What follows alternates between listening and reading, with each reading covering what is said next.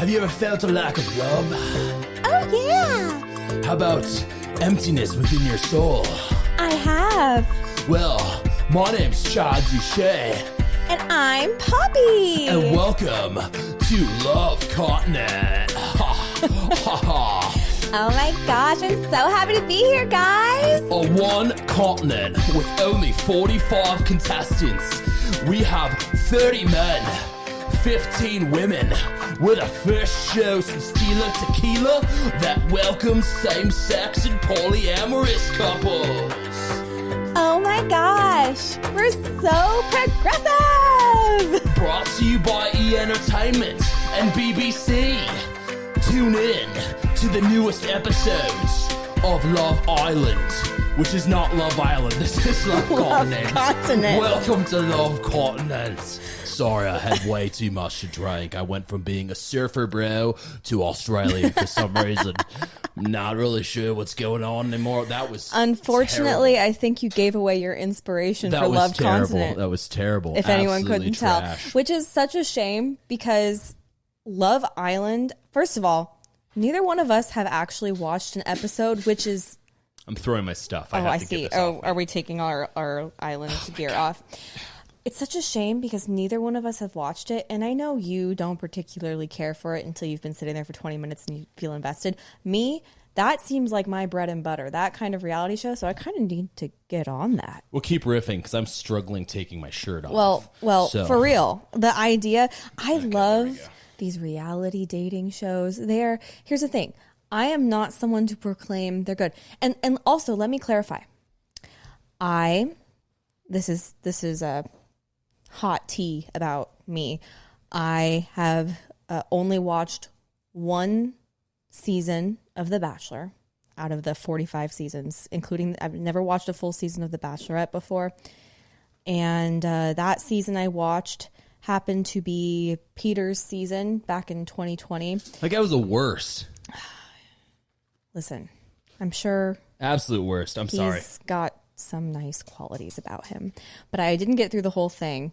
Although I was rooting for Madison, who did she win? I don't remember, but I follow her on Instagram now, and she just got engaged. Oh, good for her. So good for her. And so I've only watched one season of that, and I'm not talking about that kind of show. That show takes itself just a little too seriously. No, my favorite reality TV dating shows are the ones that are so bad and so poorly scripted and so embarrassing. I'm talking circa 2006, 2007 VH1, Yep. Rock of Love. Again, you brought up Shot of Love with Tequila, Daisy of Love, Flavor Flav, all those shows. Flavor Flav. I don't know if I can do that. I probably can't do that. Sorry. Oh, well, either way. All I know is that most of them were on Hulu in the early days of the pandemic, and I watched all of them. Yeah, I know, because I was there. Welcome to the Wolf and Bull podcast. I am overtly sweaty, but I am your host, or one of the hosts, the one and only Cam, a.k.a. The Wolf, and I have my beautiful wife, resident guest, Baewolf, on the podcast with us, sitting across from me. Today's a wonderful day. You want to know why? Because it is a Wolfpack adventure that is connected to your headphones. It is. It's okay. We're just going to leave that right there. Yeah, I don't know what that cocaine-induced trauma was that you saw in the beginning. We just had a moment. We were being silly. That music, dude. Silliness. That music bops, bro. I'm just saying, this is. I'm not kidding. After this is over, I'm making dinner. You're and I'm watching. No, I'm watching Love Island. Well, I'm gonna get on that. Watch an episode. I love the idea of that show. Who knows if I'll actually like it, but something about it tells me it's going to speak to me. Go ahead. Go ahead. Well, I have seen pieces of Love Island. You have. I think Love Continent is going to overtake it in the ratings. I think so too. You said it was the only show since it was welcoming, of same-sex couples and polyamorous relationships, which is very forward-thinking. especially in the dating show era these days. Yeah, I'm surprised. Yeah. But yeah, and it's probably just because we don't watch those shows, or at least I don't. So there probably are those shows. I'm about to after this. Yeah, well, anyway, before we get started, just a quick reminder for our listeners and our viewers: if you like what you hear or you like what you see, to give us a follow. That was weird. I made myself uncomfortable there. Give us a follow on Instagram or a subscription on YouTube, and you can also give us a 5-star review on any of or all of the major podcasting platforms. I believe we are also making waves on the communist platform TikTok as well, so you can follow us there. Sell your data to the CCP. Why not? Join the group. Join us. They already have your data, whether you're on TikTok. Oh, I was looking, and I heard this. I was looking, and after I heard from the man, the myth, the legend, Mr. Rogan, talking about the stuff that TikTok requests of you. Those terms and services. Dear God. Everyone agrees to those for almost every app. Dear God. Instagram, all of them. Yeah, well. By the way, I feel like you should address the elephant in the room, which is the bull is not present. Oh yeah, we were going to get a cardboard cutout of him, but that's going to be maybe for future episodes. He's on a hiatus. He went on vacation. He's currently not in the same state as us. Yeah, he's not. Yeah. So we're going to just keep going. We're just doing it without him. Yeah. And I am going to be just as entertaining as the bull is. Oh, I just set the bar pretty high for myself. So you really did. I might not be. I can't make that like many promises. Be like Poppy. No one wants to listen just to Poppy. Be like Poppy. Be Poppy the entire episode. It'd be great. But yeah, how are you? How's everything going? Oh, I'm good. Yeah. Just got back from a great time in San Diego last weekend. Yeah, it was a good time. Our old stomping grounds. We went to a wedding for some of our dear friends, which was wonderful and lovely, and I was super, super excited about it for years now, so that was awesome. I was completely sober the entire time. That's true. I was completely sober. It was not a dry wedding, but you stayed sober because you got a new tattoo. I did get a new tattoo, yeah. Good job listening to the advice of your artist to not drink. At any point in time, yeah. But I'm doing good. How are you? I'm okay. I got an open wound on my arm, but other than that, I'm doing fine. It's healing relatively well. Not super itchy yet, so there's not a ton of peeling either. So I mean, it's not. I'm happy to have it there. I chose wisely, I think. It's an experience that I'll wait maybe another year and a half to do again. But yeah, no, I'm doing well. I'm doing well. Good. I'm glad to hear it. It's just like we're learning how to date all over again. Yeah. So what's your favorite color? Yeah. Oh, geez, I've never thought about it. What's your favorite color? Oh, I haven't thought about it either. Wow, we're compatible. We're really getting somewhere. Wild, yeah. Do you remember? Okay, so listeners and viewers, I'm sure, are very well aware, yes, that we are married, and we have been together for almost 11 years. Yes. Do you remember our first date? Yeah, I do. We went to a coffee shop. Ryan right? Brothers. Yes. Ryan Brothers San Coffee. Marcos, California. Yep. Do you remember what we talked about? That one. I don't. No, so you're not going to get in trouble with me if you don't remember. I don't at all. I remember ordering. I remember what we ordered though. You remember that? I'm pretty sure we got chai tea lattes. Chai tea lattes. That's right. And I was all like, oh wow. We both like the same coffee. We both want the same drink. Oh my gosh. Chaz Duche knows coffee, bro. Yeah. Jeez, those were those were the days. Those were the days. The world was simpler. Yeah, it was simpler, and that does give us a really good segue into what we're going to talk about today. Well, let me go ahead and do the monologue, and then we can introduce that. Sure, let's go for it. You're sitting in your home cubicle typing away, waiting for the day to wrap up. The leftovers you brought from the kitchen have finally entered your digestive system, and you've equivocally determined that the risotto you had with takeout last night was not good 24 hours later. Either way, what's done is done, and you're not feeling too terrible, so you think you might be able to make it to virtual drinks with the team after work. The screen on your holophone lights up and shows a new notification from one of the many dating apps that you have some new potential partners. Ooh. It's 2035 after all, and meeting people organically after the tribal wars of the 2020s has become nearly impossible, since everything about who you appear to be rather than whom you really are is what's important. You've created the perfect profile. Nothing too detailed, but enough information to dissuade any weirdos from finding interest in you if all of your views don't align. Political affiliation, hobbies, quirky statements, and sharp quips. The best possible interpretation of you in almost every possible way. Yet for some reason, no luck. Ever. Every date you go on ends with apathy and immense criticism of the people you engage with. Everyone has resorted to wearing biosuits equipped with face masks and shaded face shields with the new outbreak of airborne Salma SARS flu Delta 532. And let's just say dating is impossible. You have an automated robo-partner at home, but the experience just isn't the same. What happened to the world? Where did humanity go? How did our distant ancestors find their life mates without the newest dating apps? Wasn't social media and finding people virtually supposed to be the future of love? Yeah.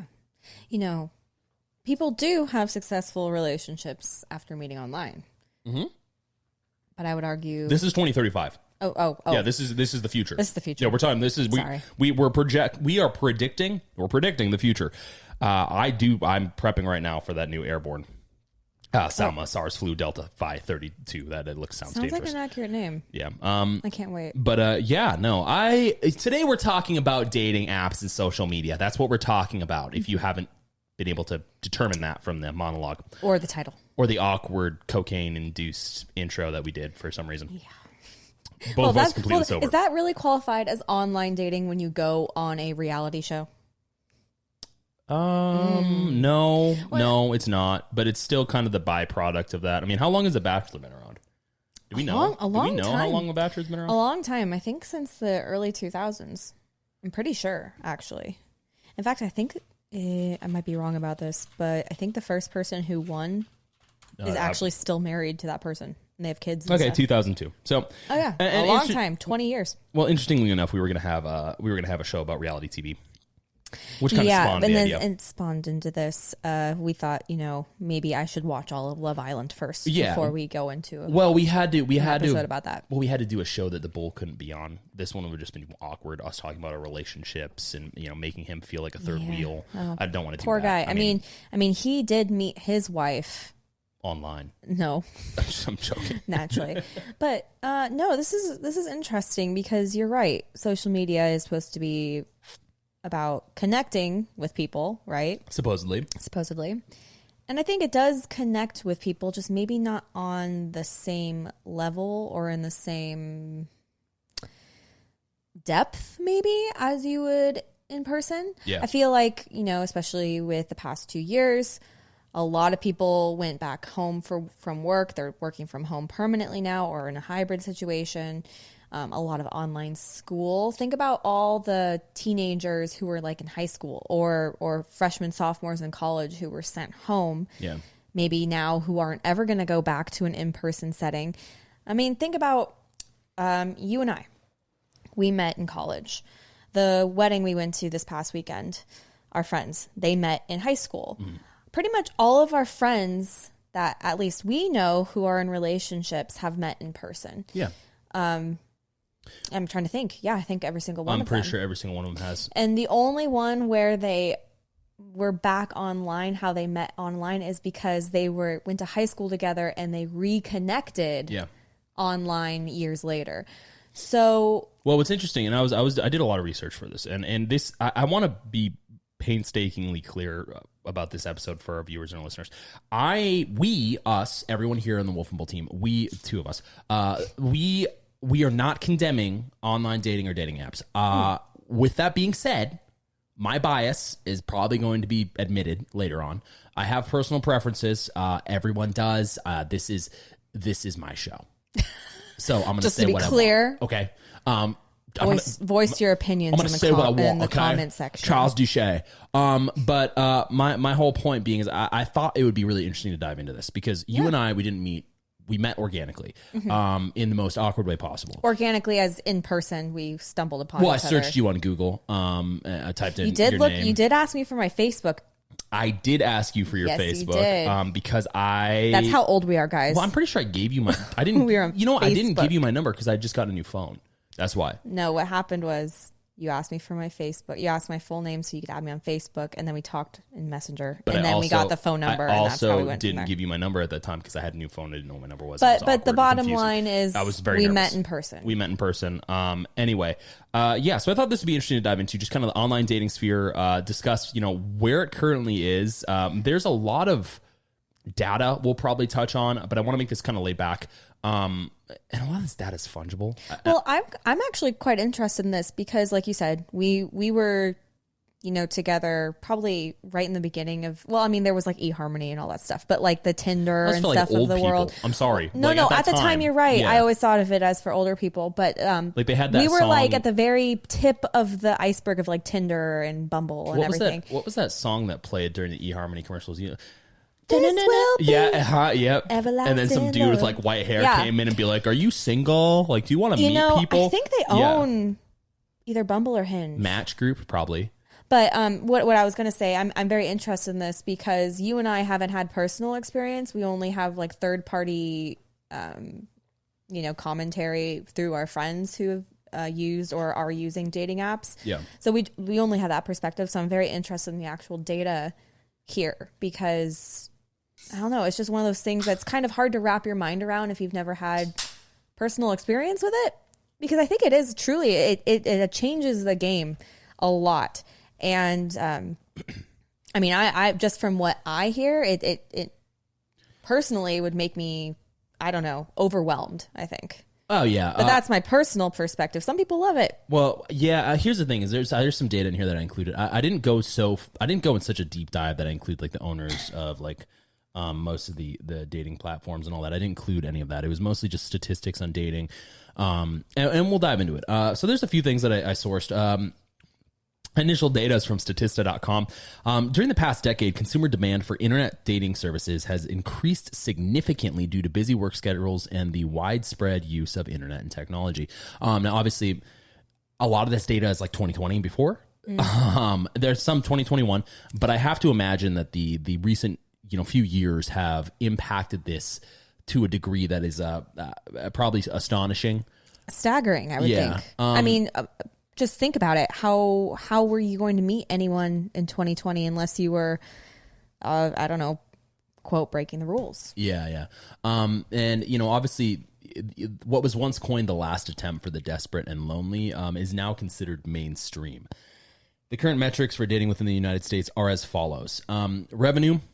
As of 2020, about $602 million from dating online sites, apps. Projected growth is $674 million in 2021, $707 million in 2022, and $755 million by 2024. See, but I don't think that's accurate. I think it's probably more now because I would expect it to be, but also like think about how much money goes into dating. Mm-hmm. Not even move the apps aside for a second. Taking someone out on a date that impresses them, a lot of money. Usually, especially you're not today. usually. Some people like let's go get sandwiches and go on a picnic. Other people, want to go out for a nice dinner. And think about it: if you're someone who likes to take people out on nice dinners or go out on nice dinners or whatever, and you're not having success, and you're going over and over and over again. Probably more than you would go if you were by yourself. Oh my gosh, you're spending a lot of money. Spending a lot. Of money. Interestingly enough, and this is something I just noticed. I don't believe I took this down in the notes, but the number one date for most people, first off, is coffee. Yeah, it's just easy. I would expect that. But it has to be an inordinate amount of money for most people. And online dating, one of the positives, it takes about 18 months for people to like get into a serious relationship and or marry, whereas organically it's about 42 for people. Interesting. Yeah. So like 3.5 years or more than that, a little more. Well, averages. Now, granted, I'm sure this data is fungible. I'm but sure people manipulate it. I wonder if that's it. because a lot of people who meet, quote, organically or not online are meeting when they're younger. Yeah, through friends. And so they're meeting when they're like teenagers. Not necessarily. Or very young adults. I think they're meeting as young adults. And we're going to go through the metrics of relationships and age of marriage and all that. But yeah, I think that's an interesting metric for me. I don't know whether that's positive or negative. But I just thought it was interesting. Yeah.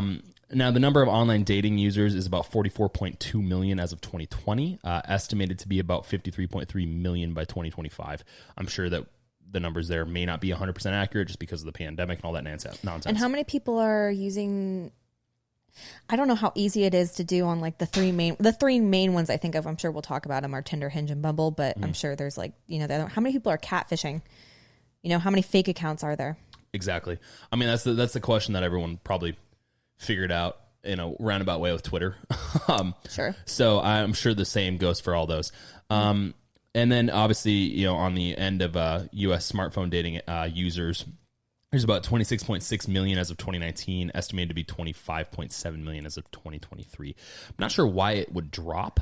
So that's different than online dating. The smartphone dating app, that means it's actually an app, not an online like. It's comprised. Okay, so it's part of it. So the 25.7 million is a part of the 44.2 million. Okay. Now, in 2021, Tinder currently held the highest number of downloads, which is about 1.146 million, followed by Bumble, which is about 564,000. Hinge, which is about 393,000. Badoo, which is around 200,000.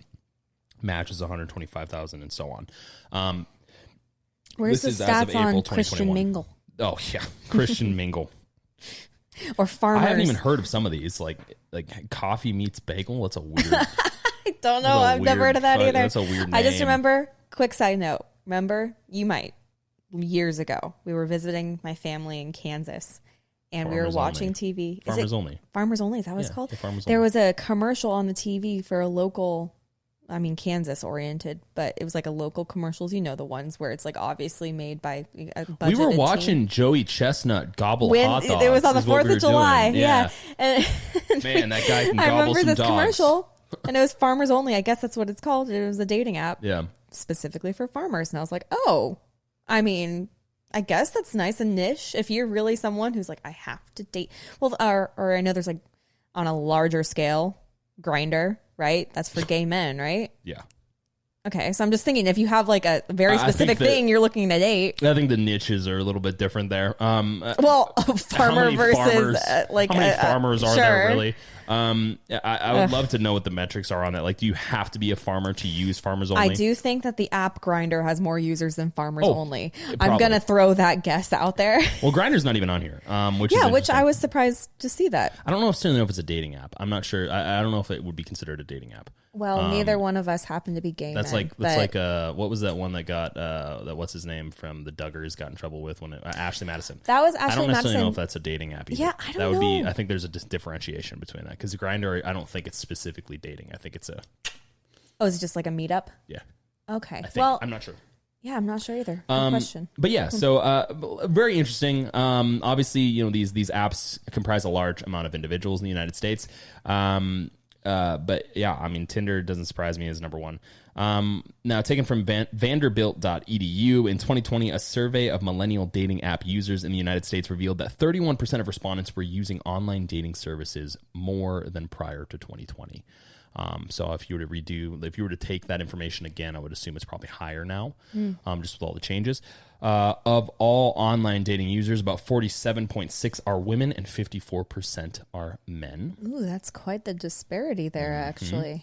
And interestingly enough, and we'll talk about this, but from the metrics of the United States, there are more women in the country than there are men. I was going to say, I don't know what the exact is, but 50.2%, I think. And I knew there was more women than men, so that's very interesting. Yeah.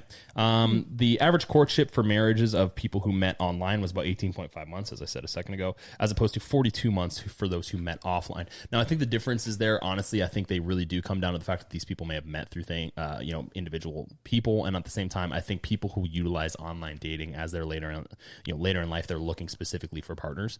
Yeah, I think it also depends on the app because I've heard certain things about specific apps where they're more geared towards those who are seriously looking for a relationship, and others where it's like, I don't know, let's meet up and hook up or whatever. I've heard Let's that. meet up and have the coffee, meet the bagel. 21% of women sent a message after matching with their profile, while only 7% of men did the same, according to Cornell University in 2016.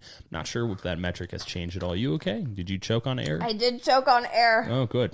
That's bad. That's bad. That's not good. 93% of women only swipe right on profiles that they are attracted to. We'll talk about this in depth. I think that is interesting. At Me 90, too. only 93%. Sorry, I've got water all over my face. 33% of men said they casually like most profiles, even when they are not attracted, also according to Cornell. And only 53% of women wrote back to men who messaged them first. I don't know if we're talking about this later. You might have. But I know there's like a specific dating app where women are required to actually message the guy first. Sorry. I did choke on air a second ago. I hate to say that is really bad. Is a bad metric because most women. I don't know. Only 4% of women, and we'll talk about this. Only 4% of women prefer to do that in the country. Well, if they're on a specific app where they don't have a choice. But I think there are fundamental preferences, right? So maybe I think when you're on an app where you don't have a choice, they don't want to be. Usually, don't want to be the person. Well, think about. Who Let me reaches ask out. you. You're a woman. I'm a man. As far as I know. Yeah. No, you're right. Would you prefer to go after a guy? Preferentially, no. Exactly. So obviously there's a disparity. I think actually the actual metric is 16% women prefer to go after men, and only 4% of men prefer that women go after them. Interesting. Yeah. It's on here. We'll get to it. But yeah, while doing my research on dating app and interaction metrics, I found some odd data from datingmetrics.com about dating in person that I think are worth chatting about before we dive into the online side of things. Let's get into it. Now, when women and men meet, there's disparities between, how long they prefer people reach out to them. For women, on the same night, they prefer, only 13% of them prefer that men get in touch with them on the same night. For men, it's 16%. Okay, so equally low numbers. They don't want you to get in touch with them the first night, which I think, honestly, this is just maybe me. I don't care. I think that's so stupid. The whole back and forth texting thing.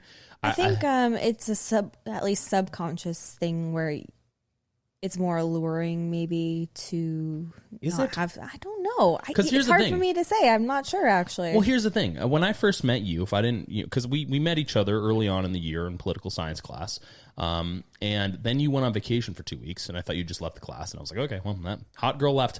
Bummer.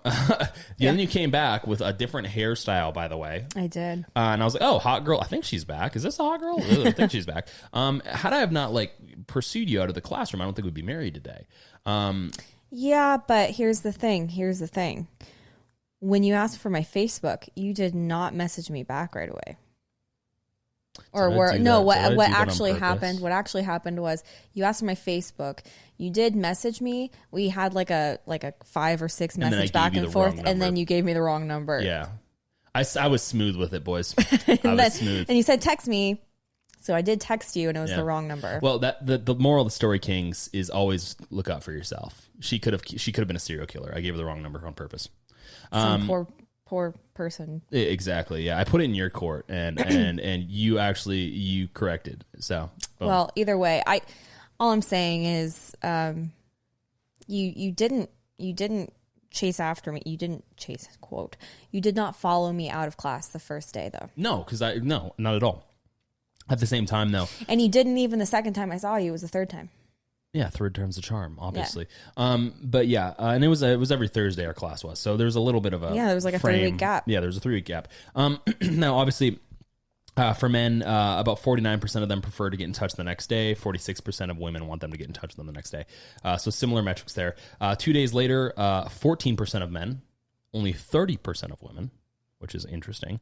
10% of men, 3 days later, 6% of women, and then 11% of men, 4 days plus, 5% of women, 4 days plus. So you heard it here first, folks. If you are in the online dating scene, wait. No, this is in person.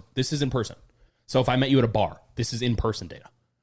Oh, I'm sorry. Yeah. So this is why I think it's interesting. Now, granted, next day makes sense. I think that's just common. Like if you're out and about, you text someone next day. Next day makes sense. It makes sense that's 46% for women. The thing that's interesting to me is that the numbers go down substantially after that. And I guess the whole purpose of this discussion is to really talk about and dive into, I guess, what's preventing people in a lot of ways from finding potential partners. Obviously, we don't have answers. I'm not a clinical, psychologist. I'm not a biologist. You're not? I'm not a biologist. Oh, I had no idea. If anyone knows that reference, that changes things. I simply am not a biologist, right? So obviously, you're not a dating coach. I'm not a dating coach. You're not an alpha Chad dating coach. Well, actually, my name's Chaz Duche, so I'm an alpha Chad. But honestly, I think there are a lot of things that people put in place due to these type of things that kind of holds them back in some ways. Obviously, that's my innate opinion. I could be completely wrong about all this. But I just thought that was interesting stuff to bring up. Now, 89% of women want to be contacted within the first 48 hours. Only 6% of women think the 3-day rule is okay, which doesn't make a whole lot of sense. Well, here's the thing. If it's same day. Well, here's the thing. What are you looking for? I mean, No. Same. You know why same day throws me off a little bit? Because you meet somebody and, it's unlikely it's in the morning, but maybe it's in the morning. If it's same day, in my head, I'm trying to rationalize this. I would think if they text me that night, it's like, or call me that night, it's weirder. Well, they wouldn't call you. They'd text you. My question is like... Yeah, but so it's like, why you text me? Well, if I met you in the morning, say we're both like out in a jog, and I meet you at a coffee shop, and we get in a conversation, I ask for your number, and then like in the afternoon I say, hey, this is Cam. Great meeting you earlier today. Here's my number if you ever want to chat. I think that's fine. See what I'm saying? However, it would be better, I think, if you let it marinate for a day. I think it's just like a mating ritual. Yeah, but I think it's a socially imposed mating ritual. I think people get that from movies. I don't think that's a legit thing. I do think that there is a part of it that comes from that. I would say it originated entirely but I also think from movies. It also gives you that sense of like anticipation and also a sense of, oh, they are interested because it's the next day. They slept on it, and they're like, oh yeah, I'm interested in this person. But at the same time, I mean, if I text you my number, if I say, hey, this is Cam, it was great meeting you today, I don't think there's something wrong with that. I think that this is entirely based off of movie interpretation, which is back to my point that we've made with the Bull in other episodes, that people allow fantasy to dictate what they think is reality. I mean, that's true. Everyone wants their Hallmark movie, right? Yeah, but my point being is that if that's a rule created by a producer in Hollywood, it's not really a rule. It's completely made up. I think this depends on the time of day they reach out the first day. Like I would be super annoyed if I meet someone and they text me at like 10 o'clock that night or like late at night. No, it makes it seem like they're not serious. They're just looking for a totally get call. where you're coming from, but I still think that the whole texting day thing has always been weird. I like, where does that come from? You and I are also people. The only time we text each other is memes. I don't think that's relevant though. I think but the thing is, think about it. If you're in your late 20s and you've dated on and off and dated a bunch of different people throughout your 20s, and you've probably had your fair share of weird incidences or people, men and women, once you get to a point where you're like, I just seriously want to meet someone that's not a weirdo or isn't trying to take advantage of the situation just for sexual gratification or whatever, yeah, you're probably not going to like if someone reaches out to you at night. I keep thinking about if someone reaches out to you at night. I think we're talking around each other. I think my question is, what's the purpose of the disparity of time? If it's an hour after I meet you and I send a text, hey, this is my number, great talking to you today, that's not weird. People do that all the time with meeting people. Now, if it's hey, you want to get coffee sometime? Totally understand that's a little bit different. Okay, that's different. Next day, well, let me finish for a second. Next day makes sense, but my point being is I think people get on these things because they came from a certain place. I specifically remember when we were kids in high school, this being a rule. So my question is, where the hell did the rule come from? Like, did it come from a movie? Did it come from something socially that was based in data? Is there metrics there? Or are we just all living by some sort of made up rule? It might be just, I guess, in high school, at least for me, it was always game related. Like, it was always playing games with the person. That sounds so effed up, but it's true. Yeah, but that's fine. But where did the game originate? Like, I'm not saying it's a good thing. I don't know. Maybe it's just like a human psychological power struggle. Maybe I don't know. But that's so back to how is that a power struggle? And I know you don't know, and I don't know. Well, I do want to backtrack for a second and say I really do think it has something to do with the anticipation of it. Yeah, but I think that has more to do with seeing the person as opposed to them connecting with you. Because here's the thing. If you're someone who often connects online or through text or whatever. Is it just, do you know the difference anymore? I think it's made up. I think these metrics that people have, that they have pulled out of nowhere, I think a lot of it's made up. I think it's taken from culture when it comes to like movies and entertainment. I could be wrong. That's just my perspective. But I do think it was interesting. Now, the reason I bring that up is because a lot of these things that you brought up a second ago, people want, their movie, right? They want to feel like they're in a movie, which is very obvious. in a lot of ways in American Well, society. everyone wants their fairy tale, whether it's a Disney fairy tale or a Hallmark movie if you're someone who your fairy tale is a weird porn, I don't know, but I don't know what people are into. And my fairy tale is a weird porn. Listen, That's weird. My fairy tale was always like Cinderella when I was a kid, right? Yeah. So here's the thing with Cinderella is there was that gap in time to when she saw the prince, right? Mm-hmm.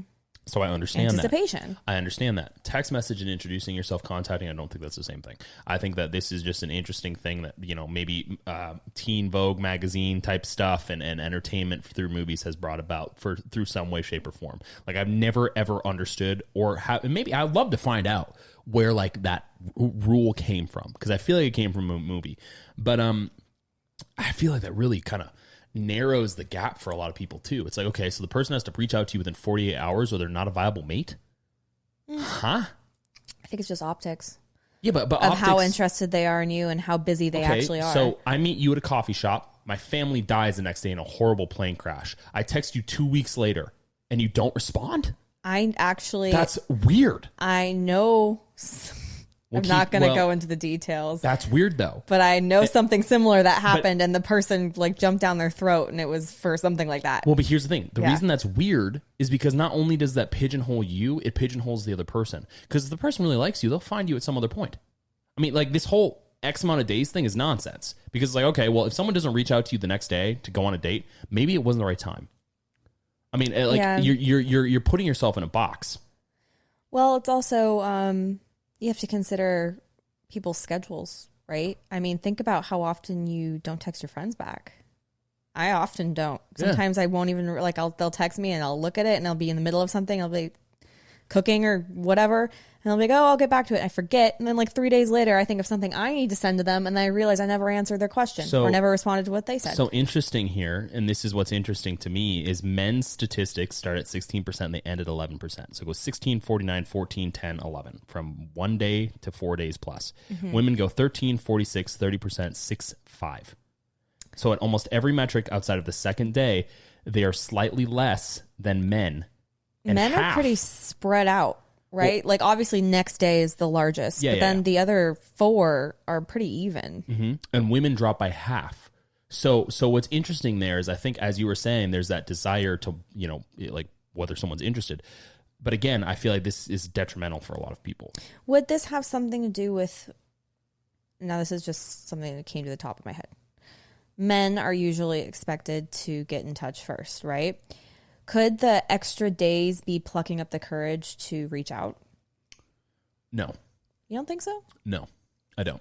I think if someone has the and specifically on the men's side, I'm going to say balls to reach out to you and get your number, I think that they're willing to reach out to you anytime. I think the problem is that there's this perception that if I reach out to you 2 days later, it's the perfect time to reach out to you. But if I reach out to you 2 weeks later, it's not.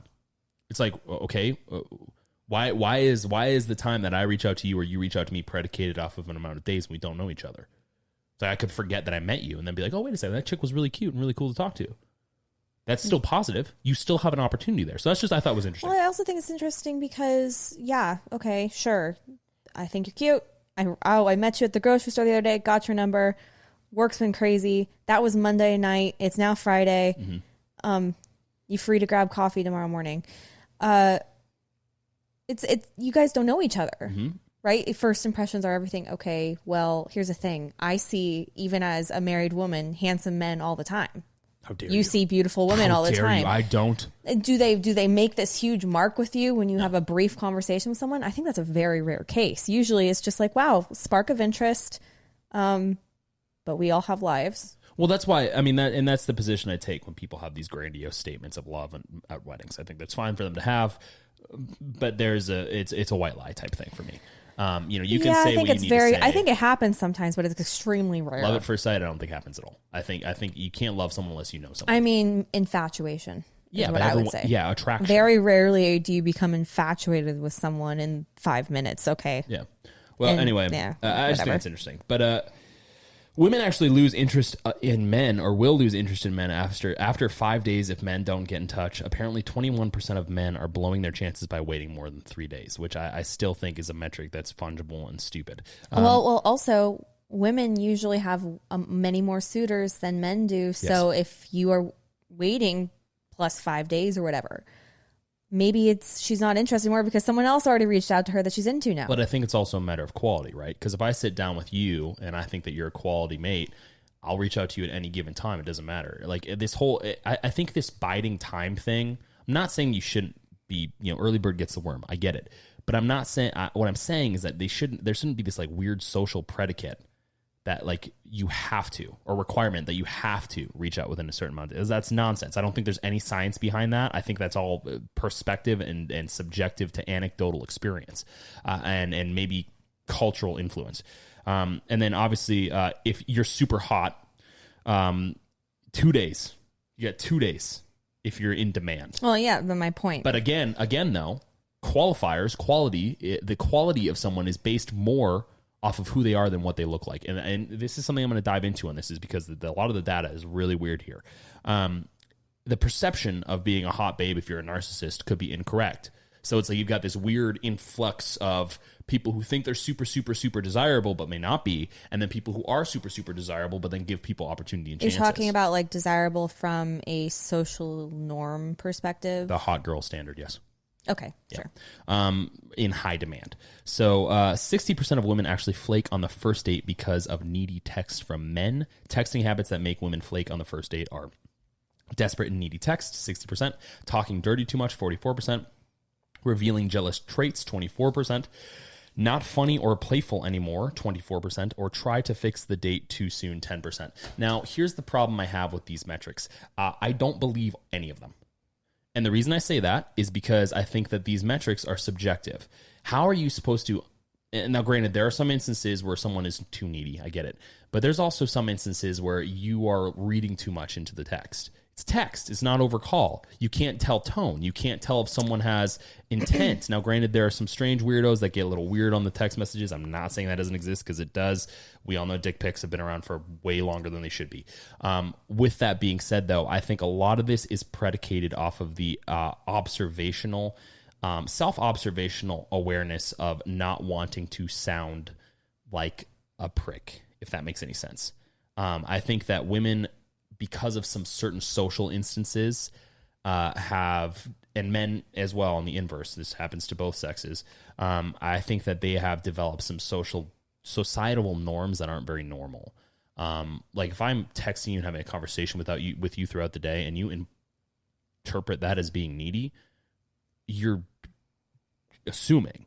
Well, yeah, but I don't necessarily think of that as, I agree with you that they're like, it's just however you would interpret these. But I would not consider, if I'm having a conversation back and forth, I wouldn't consider that needy and desperate. When I think of needy and desperate, I do think of people, I don't necessarily have my DMs flooded these days, but like the random offshoot guy who've never met before sends like a bunch of hearts saying like you're this, that, and the other thing that's just ridiculous. That's the kind of desperate and needy text, I think, because from the friends who've showed me the things they get, I can see that. Well, my point usually being, it starts off like that. So there's so if it starts out off that way, then there wouldn't be a date. So my point being, 60% flake on the first date. So here's the thing: the reason I don't think that metric is accurate is because, one, there's more women in the country than men, which means that they're they have more opportunity in that instance. Not necessarily, they have less opportunity, but there's less women on social media and dating platforms than there are men, so they have more opportunity for dates. So I think what actually happens is they're suffering from maybe too much opportunity, too many choices. I would argue that's true. Most women have an abundance of choices, which is, I think pretty normal these days. No matter who you are, there's going to be men online there's going to be men online who want to talk to you, and a lot that honestly want to be kind of gross and crude with you. Yeah. However, the thing that sets me back is it says flake on a first date. Are they saying like ghost this person? Or just doesn't go on the date with them? Is that what... I mean, I'm not sure what the flake on the first date is. Flake just means doesn't show up. So... Okay, well, yeah, also there might be a bit of a and speaking as a woman, I can attest to this. I think there might be a bit of a self-preservation thing here if they feel uncomfortable. Sure. And they're going on a date with someone who's larger than them or whatever. They're just trying to have a little bit of self-preservation. I'm not saying it's always the right thing to do. Sometimes there are plenty of nice guys that get stood up for not, they didn't deserve it. I guess the point that I'm getting at is there's a lot of contradictions, right? So, and we'll talk about this in the data. And obviously we don't know. This is opinion, and I want to make it very clear that I think the data is the problem. And then because the data is the problem, there is an adverse effect societally when it comes to women's perspectives on what they should do or what they deem to be appropriate. Same with men. I think this data people look at, I think people actually observe this data prior to getting into the dating scene, and I think it has a big impact on how people perceive things. Like if I'm a guy and I'm single, and I know 60% of women are going to flake on me the first date, you know what I'm going to do? I'm going to flake on the first date. Yeah. Well, 60%? 6 out of 10? That's terrible. That's a lot. And those are the ones who, you match with or you're talking to, right? And that have agreed to go on the date with you. So it's not a matter of, I get your self-preservation thing. That would make sense if the data didn't support an interest in men above the height of 6 feet, which we'll talk about. 73% of women want that. That's very true. 73% of women want that. And the average height of men in the United States is 5'9", and there's only 14% of men in the country that are above 6 foot.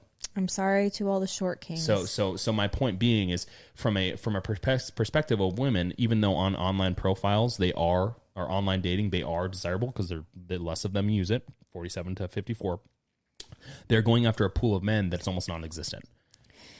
Yeah, I'm just thinking at this at the perspective is, say, for whatever reason, God, I hope not, very happily married, I have this opportunity to go on a dating app one day. Ugh. I really don't want to, but I'm just trying to think from that perspective because I don't have any personal experience myself. So I would be mostly concerned personally with my safety. Yeah. So if I'm looking at this data from that perspective, that's what my initial thought is. Sure. Like someone made me uncomfortable with how they were texting. I guess the reason how I interpreted something, but that would make me uncomfortable enough, yes, to not go. Well, the reason I say this is because that's not reflected in that metric. Maybe they didn't have it. No, I know. That's just what I can, I don't know, assume.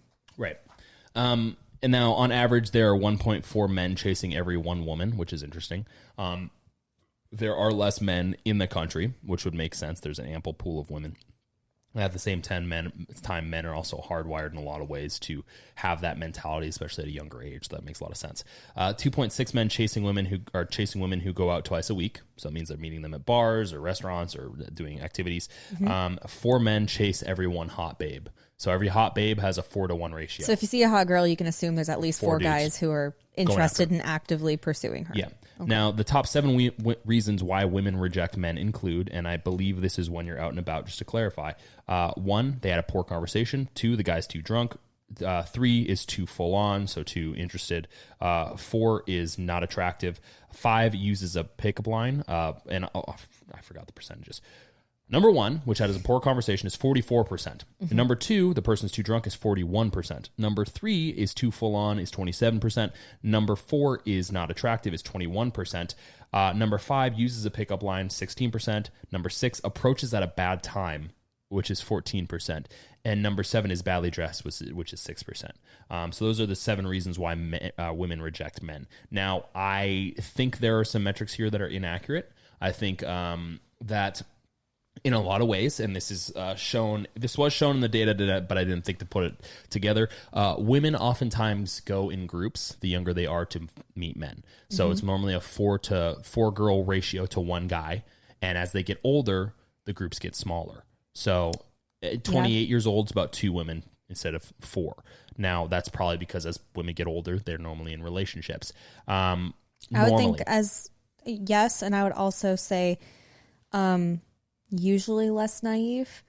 Yeah. And so less likely to go, because I think there's a lot of, like I said, self-preservation there when you're younger. So you have bigger in numbers, go to the bathroom with a group, you don't go alone with a guy. I understand. And as you get older, usually women are more likely to carry weapons in their purse or pepper spray or whatever. They're more likely to reject someone even in an uncomfortable situation. I think you need to, but here's the thing is I think you need to remove some of the safety inhibitors here. And the reason I say that is because if you're going strictly from a safety perspective, am I looking at this too practically? You're looking at this impractically, in my opinion, because Okay. if you go from a safety perspective, you're living in a world of total fear. Why would you go out in the first place to meet anyone? When it comes to women going out from observational experience, being out and about at a bar, going to a college bar, as I said, normally they go out in bigger groups. Now, the reason I bring this up is because the rejection metrics, I think, are flawed significantly. Because as a younger guy, when I would go and meet girls prior to meeting you in high school and stuff like that, you were always judged by the entire group as opposed to the one girl. And if the entire group's impression of you, be it for accuracy or because they all liked you, inhibited their opinion of you, they would tell that one girl that they knew you liked that you're not an option. And the reason I say this is because often, from my experience, and this could be wrong, I could be totally out in left field But here. why? Well, go ahead. I think there's more competition amongst women than there is amongst men when it comes to mates. My personal opinion. Well, yeah, if you're looking at a pool of people and you want someone, I mean, think about women typically, and I don't think I'm stretching any sort of truth here. I do not have the actual data in front of me, but they typically mature a little faster. I'm not saying when they're 18 or 19. I'm just saying typically you find women more ready for like adult responsibilities a little earlier than men for the most part. So if you look at it from that perspective, yeah, they're competing for the person who best fits that profile. But I don't disagree with you on the group sort of at least heavily influencing the person. However, I still think that pertains to why the group doesn't like whoever. Was it a poor conversation? Were you too drunk? What's interesting here is I'm jumping ahead, but when you talk about the women, is too drunk is another top reason men aren't interested, right? Or no? No, this is specifically women. They didn't have a lot of metrics on guys. This was specifically taken from the Well, women's the perspective. drunk thing is interesting because, you know, a lot of people say you meet people at a bar or at a club or at a party or whatever, and there's usually alcohol involved in all three of those things. And it's interesting that is too drunk is a reason most people get turned down. So it's like, you're really playing a game with alcohol here. You can easily push the limits, it looks like. Well, I think that the reason I say that is because you said there's heavy influence, and I think that heavy influence, whereas it's, I guess we could use me for a good example. I obviously can't dive into any of your friends' minds. But when we first met and we first went to, you know, a date together in Huntington Beach, and I met a bunch of people with your friends, there was definitely a apprehension, right? Oh, there was an evaluation. There's an evaluation. Yeah. So it's different when I was invited with you to go to that thing. We'd already gone on a date by ourselves. I had met you organically by ourselves. It was you and I. It was never you and three other girls. And I was sort of like intent on dating you at that point. Exactly. So, but I was introducing you to my friends. Yes. So that's different. If I'm at a bar and it's you and three other girls, and in the back of their minds, you're competition to them, why would they give you any advice? I don't think it's always just that. I do think that can happen sometimes, sure. I think it happens more than you think. I mean, maybe. I mean, I'm a woman. I know we can be catty. I know we can be vicious. I know that we are, in fact, the real monsters of the world sometimes. No, you guys are the smart ones. I didn't say we weren't the smart You're the ones. smart ones. We're smart monsters. Yeah. However, I do think that there's been plenty of times I've been out with friends where a guy comes up and he's just acting strange or being, and that person usually the opinions will align there. Yeah. However, I don't think it happens as often as you're implying that they're just like, I want him for myself, so he's not good I'm enough not for saying you. it happens all the time. I'm saying it probably happens more than they report. And obviously, I mean, that's not maybe, but I also think that if that's going to happen, most people, if they're going to do something like that, it's because they are going to have an opportunity. They're not just going to shut it down and everyone walks away and no one gets him. So that's my point. Is so the question I have is, and this is just an observational question. This is not like a position that I take innately. I just observationally think it probably happens more than we may think.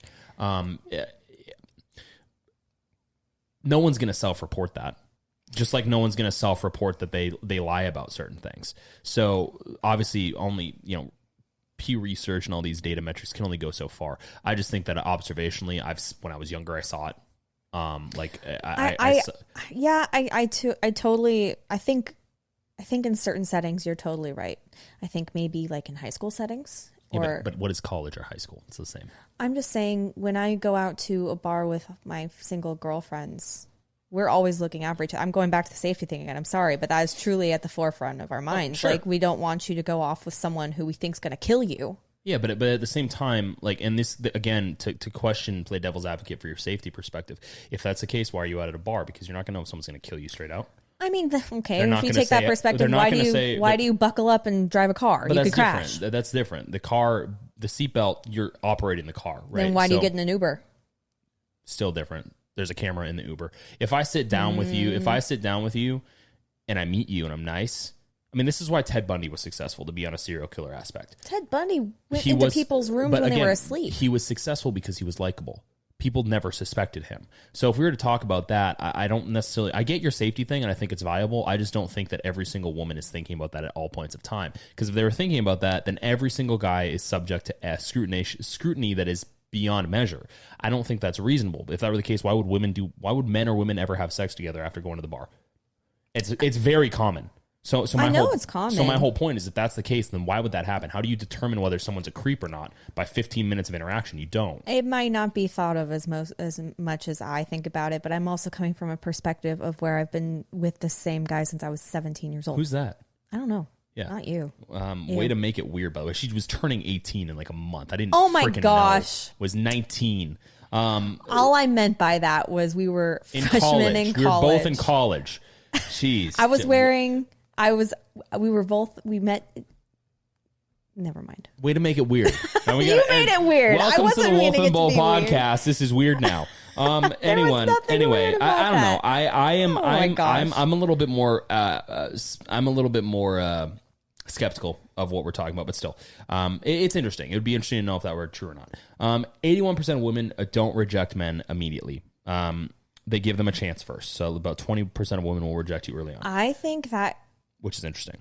Yeah, but I've talked to you about this before off podcast, but I'll just bring it up now too. I think women are more likely to look past maybe physical attributes that don't meet their standard if the conversation's good. You know what I mean? I know you mentioned like the 6 foot thing. Yeah, no. We'll talk about that. We'll talk about that.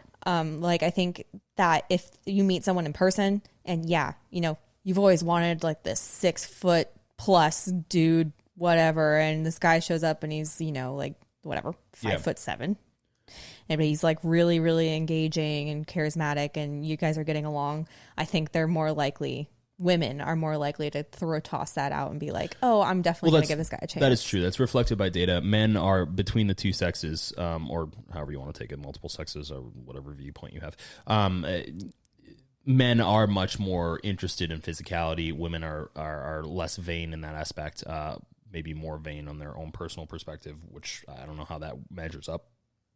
Excuse me. I think guys are less like to. Guys are less likely to. Sorry, alcohol. I'm drinking alcohol for a reason, guys. I think guys are less likely to compromise in some ways. I think women are more likely to compromise because the values are different. But when it comes to, would that have something to do with our physiology, like with our? Maybe. Maybe. There's no difference between us, though, so I'm not sure. Yeah, when it comes to rejection, they didn't really preface this. I have to imagine it has to be out in person because the rest of it was.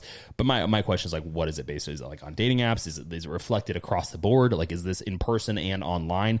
That metric is probably different, but it wasn't reflected in this data specifically from Statista, so I wasn't too sure. One thing I will say is that online dating, the apps and the profiles is very similar to gambling addiction. I mean, like the game itself is to find new people, and the companies don't want you to find somebody. They want you to continue using the platform. That's what I'm thinking. I'm like, how much money, you said earlier, how much money these apps make? A lot of money. It's the same thing. So it's the same conundrum you get with basically any industry, right? That makes a huge amount of money. I mean, you could wade into these waters with anything from pharmaceuticals to makeup to skincare to blah, blah, blah, insurance doesn't want you to use the insurance. Right. Yeah. So you need some success, but how much success do you need? Because once the success is there, your product is no longer needed. It's why people get into industries like granola bars, because you're just going to keep eating them. You know what? Until you die, you're going to eat. Why would your brain go to I don't know. I'm just saying, so many things. When you find someone that you fall in love with on a dating app, I would hope, going to delete the dating app and not use it anymore and not spend any money on a rose or whatever you have to do these days on those things. So, yeah, it's just... It is a gambling addiction, too. It's like a swipe, right? Yeah. Well, I think the interesting thing is that I don't think people understand that the preface, well, maybe they do subconsciously, but it's not displayed. The preface of online dating apps is not to help you find somebody. They'll say that it is, but it's not. I mean, if everyone found someone, they'd be out of business. So the idea is to perpetuate a system in a lot of ways that I don't think works. And here's the thing. What I mean by that is the implications of dating apps, and we'll talk about this in a second, are incredibly, incredibly surface level. And a lot of individuals will get rejected and thus, from a societal standard, be discriminated against purely based off of image. And the variables are different for men and women. We'll talk about this.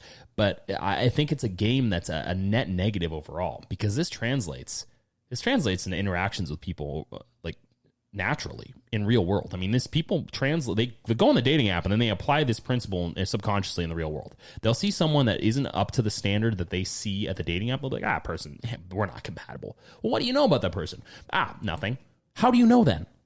And this goes back to what I was talking about with you a second ago with whether, women and men, they give each other opportunities. A lot of this is based off of pseudoscience. A lot of it's based off of, observational and anecdotal opinion, anagrams and zodiac signs, space racism. Yeah.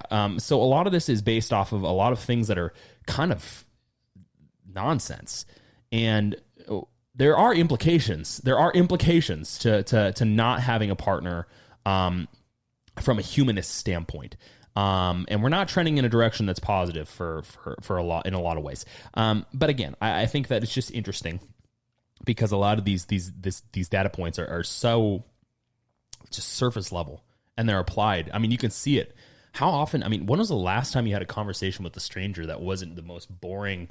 How's it going? Good. Yeah, you get my point. Like there was a time when people had to meet people prior to any of this nonsense. Mm-hmm. I mean, there were conversations to be had with strangers.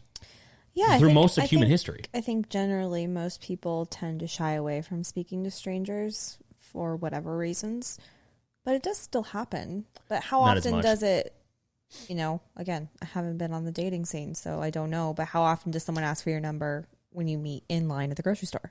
Well, again, that's what I'm getting at, is these things have community implications. I mean, not to say that we should just start asking anyone for numbers. I'm not saying that. I'm just merely saying that if you are on a dating app, and your interaction with someone on the dating app is purely based off of visual experience and curated responses that they took time to curate so it didn't sound weird. Are you talking about like on their profile? Yeah. Oh, okay. Like your profile's not accurate. Like it's like with MySpace.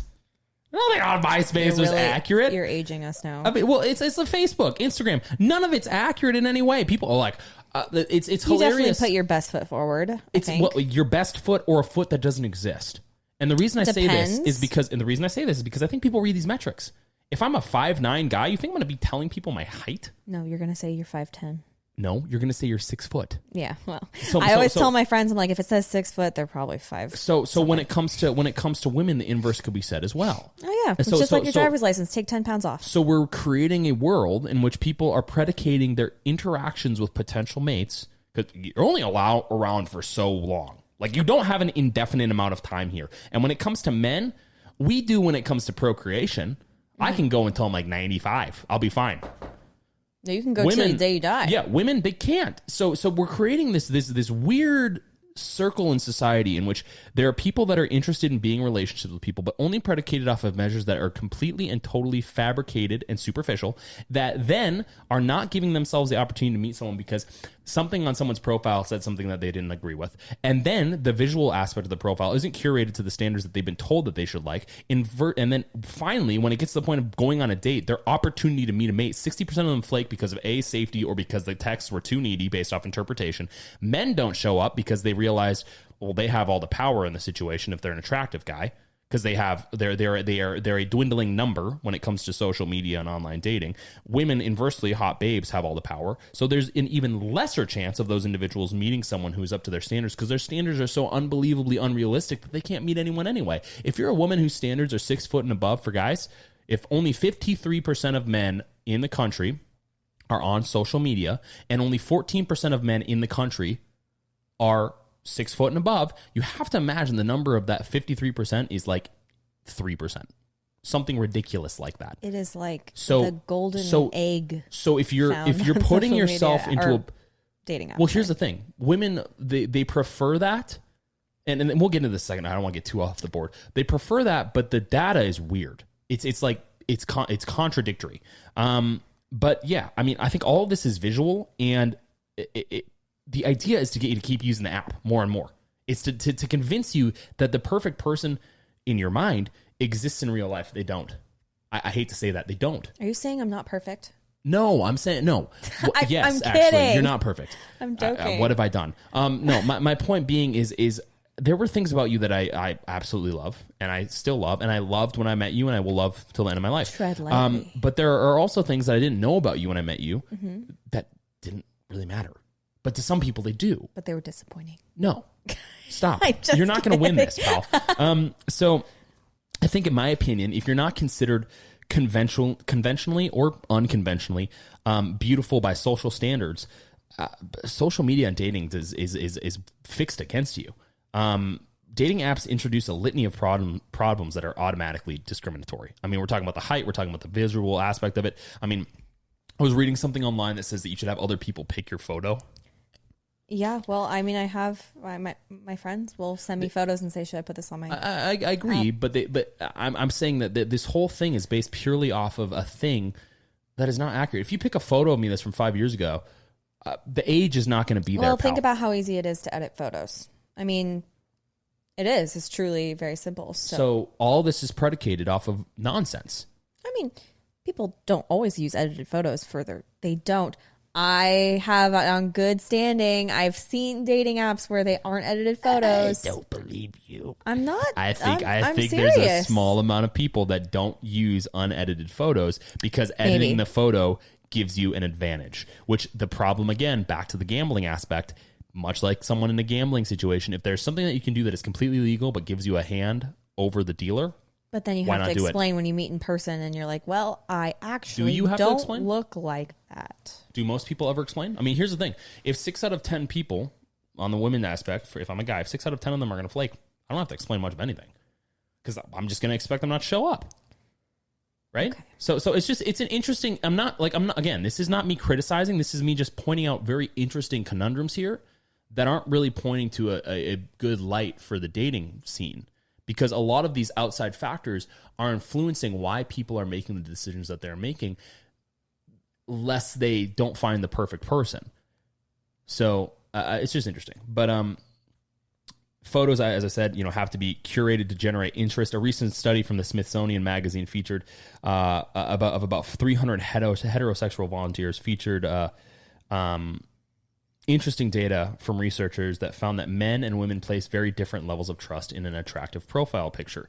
Men saw photos of beautiful women, enhanced lighting, etc., and rated them to be hotter but less trustworthy than regular pics of the same people.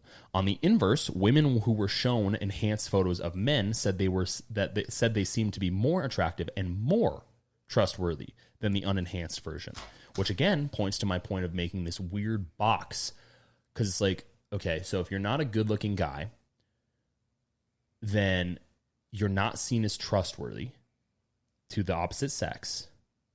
But if you're a really good-looking woman who has enhanced photos, men, I wouldn't be able to tell you. I see a photo of a woman, I say, oh, it's a photo of a woman. Maybe I'm just old. But men see attractive, super uber attractive women as less trustworthy. So there's this kind of diverging situation here where it's like, how do you ever expect to meet somebody if based off of someone's photo, you determine them to be trustworthy or not. I wonder what they mean by enhanced lighting, like a professional photograph. Or are they talking about like heavily edited, like Photoshop? Just edited. I don't think they even meant heavily. I just mean edited comparatively. So lighting difference, brightening teeth, all that jazz. Maybe. Well, which is interesting. What's interesting to me is women seem to pay based on this study. Women seem to place their faith in attractiveness of males, displaying a hopefulness aspect, whereas men seem to take, and I quote from the study, a more realistic approach that is straight from the Smithsonian. Like you said earlier, every quote hot girl has 4 guys at least chasing her, basically by statistics. So are they taking a more realistic approach, saying I've got a 25% chance of getting with this girl, so I'm just gonna like not get my hopes up? Well, I think the problem, again, back to the observation they have with this, the study and data itself, is 4 guys may be chasing them, but does that mean 4 attractive guys within the same group? Does that mean 4 really unattractive guys who are out of their league? What does that mean? True. Good point. You know, so a lot of the, and again, I want to make this incredibly clear that men, like, and I said this a little bit ago, men on average tend to value attractiveness to a higher degree than women do. Women are more likely, as you said, to go with mates that have other qualities that they prize in addition to attractiveness. So there is this inverse there that's in the opposite metric, but I do think it is quite interesting that trustworthiness is determined off of your photo. That seems almost asinine to me. Well, if you don't have anything else to go on. But again, if that's the only thing you have to go on, then how are you ever supposed to meet Remember, somebody? they were asked a question. They had to answer the question. How many people answered that question that way, but then in real life when they're swiping, they're a little more generous to whoever they're looking at in the photo. Yeah. Well, apps like Tinder require users to look at a photo and make judgments about what someone's personality is like, what their values are, and whether your interpretation of those things without ever meeting that person are worth a date or even a lifetime together. I think that metric is really problematic. I mean, how do you determine that off of a photo? You get my point. And here's the thing. I will say, and we'll talk about this in a second. Literally just a second. Online dating is not very successful. I mean, it's really not. It's incredibly unsuccessful. And I don't know what the stats are, but I'm sure you're about to tell me. Yeah, I am. So in a study from 2020 by Pew Research, 30% of U.S. adults have at some point used a dating app or website, up 11% from 2013. That feels low, but again, this is 2020, so that makes sense. And a smaller number of those adults, 12%, said they found a long-term relationship via online dating. Actually, you know what? That's not low because it says of U.S. adults, and how many of them are already married or in relationships? From the ages, I would say the heavily, I think ages heavily skew probably from 20 to 35. I think that's probably a mass amount of where the dating is, and then people past that are probably people with divorcees or widows and stuff like that. Mm-hmm. Again, though, 12% is a terrible metric. 12% out of 44.2 million people, 12% is around 5.3 million. Right. It's not a lot. And that's not successful relationships. That's just relationships in general. And long-term relationships, you have to sort of say, okay, what's the divorce rate? 50%. So technically 6% are going to be successful if you look at it from that perspective. Well, the reason I think this is problematic is because these online profiles, they are superficial. They require you to determine something about somebody without ever having met them. And then when you do meet them, you base everything based off of that profile. So you're almost interrogating them based off what they told you as opposed to actually getting to know them. Two different things. If I sit down with you, I'm getting to know you because I want to learn about you. I won't in the back of my mind have any question about whether what she's telling me is true or false. If I see you on an online dating profile and you say some things that aren't super, super vague, like, I love to travel. Like, I mean, like that stuff I'm not talking about. But if you say some stuff that's not vague and pointed, in the back of my mind, I'm gonna question you about those things. Yeah, well. I feel like it almost requires you to do that, and I think that's problematic. So, currently, just data on the United States, there's currently about 138 million men and 143 million females in the United States. There are around 58 million adults in the United States between the ages of 20 and 34, ages that I picked specifically because it's the average age. The average age for women, according to brides.com, is 28.6 years old. Oh my God. That's my exact age. While the average age for men is 30.4 years old. Which is your exact age. We are perfectly we got average. married a year ago, so. Average. So I was we're- just saying we're above average people. Now, only thanks. That's great. So nice of you. I said it to me too. Only 29% of Americans aged 18 to 34 were married in 2018, while in 1978 that number was 59%. Yeah, well, I mean, huge. that is a huge difference. A lot of people don't get huge. married at all, or they wait until they're much older. Well, you have to think about, no, because the average age is 28.6 to get married. Oh, So here's the thing you have to think about is what part of those individuals out of that is now different, what part of them, because of what's happening with social media, online dating, the interpretations brought on by superficial judgments, what part of them are being discounted from the sphere of potential partners based off of certain things? I'm talking about both sides. I mean, a woman superficially, if we're going to talk about superficial aspects, we brought up height, we might as well bring up height. If you're not within the height metric, she discounts you. For a guy, if you're not within the fit metric, he discounts you. Granted, those are both hypocritical. If you're not in shape and you're looking for someone in shape, I mean, come on. At the same time, though, I think those are superficial things that prevent people from actually meeting someone that could be their life partner. Because when I'm 90, I'm not going to be, I mean, I hope I will be, but I'm not going to be jacked. I'm not going to when you hit a you're certain not age, going to be doing deadlifts at 90? I'll be like 500 pounds at 90 years old. Actually, There you hope I go. will. But yeah, it's just interesting. I think this is something that people need to be asking themselves, because if your life of meeting people romantically is purely based around just an online app, and the 12% rate of success is what you have to work with, Your metrics the aren't that metrics great. don't bode well at all. They don't. And so for me, obviously, my advice, and I know this is superficial advice you've heard before, you're going to find people doing things you like. I mean, go out and do new things. Yeah. Go into group settings. I know people say it's hard, but really, if It's you not. if you just put yourself in an uncomfortable situation, there are groups. There's lots of things you can do. And what I mean by it's not hard, it is hard. What I mean by it's not is going out and doing new things is not hard. I mean, you do new things, introduce yourself to new it's things. uncomfortable for sure. That doesn't make it hard. For That makes most it peop- uncomfortable. Right. There's a difference. Like, I'm not going to come away from doing something. Most instances, knock on wood, it might be different. I am different than a lot of individuals. We're all different, unique snowflakes. Most instances, I'm not going to come away from something traumatized. Like, for entertainment activity, not most of the time, no. So I think that's the only advice I can really give anyone. Now, what's interesting, I have some other data here. From Pew Research, half of Americans say online dating has had neither a positive or negative effect on dating or relationships. About 50% have said that it's a neither positive or negative effect. 22% have said mostly positive. 26% have said mostly negative. Mm-hmm. And then that's online dating sites, apps that have had a blank effect on relationships. And then compared to the relationships that begin in person, relationships where people first meet through a dating site or an app are 5% more successful, 54% just as successful, and 38% less successful. Do with that what you will, but I thought that was interesting. Well, I expected the more successful to be very low. The 54% for just as successful, I would expect that, because think about it. That 54% has to make up of basically everyone who's still on a dating app. They want to think that, they want to believe, of course, and I'm not saying one way or the other it's right or wrong. They want to believe that it will work. Yeah. That's why they're there. Yeah. Unless they're some scumbag who's just looking to abuse a situation, which I'm sure there are lots of those. Yeah. But of course, you want it to be just as successful as dating in person. Mm-hmm. I don't know if it is or not, but 12% says it's not. Well, yeah, I'm just saying, like, that 54% I would expect, because, yeah, if you're on a dating app, I'm assuming you think and believe and hope that it will work. No. Otherwise, why would you do it? Yeah. Yeah. Well, I mean, there's a lot of other data points that we could talk about.